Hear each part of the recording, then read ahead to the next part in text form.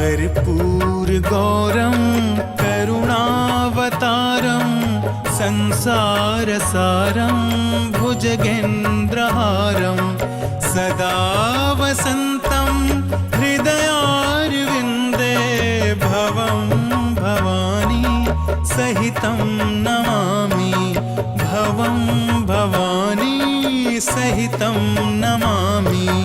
कर्पूरगौरं करुणावतारं संसारसारं भुजगेन्द्रहारं सदा वसन्तं हृदयारविन्दे भवं भवानी सहितं नमामि भवं भवानी सहितं नमामि। कर्पूरगौरं करुणावतारं संसारसारं भुजगेन्द्रहारं सदा वसन्तं हृदयारविन्दे भवं भवानी सहितं नमामि भवं भवानी सहितं नमामि।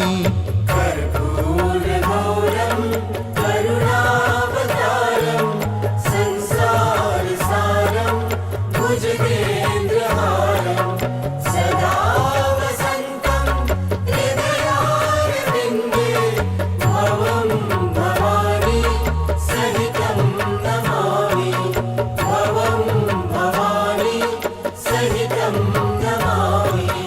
कर्पूरगौरं करुणावतारं संसारसारं भुजगेन्द्रहारं सदा वसन्तं हृदयारविन्दे भवं भवानी सहितं नमामि भवं भवानी सहितं नमामि। कर्पूरगौरं करुणावतारं संसारसारं भुजगेन्द्रहारं सदा वसन्तं हृदयारविन्दे भवं भवानी सहितं नमामि भवं भवानी सहितं नमामि। कर्पूरगौरं करुणावतारं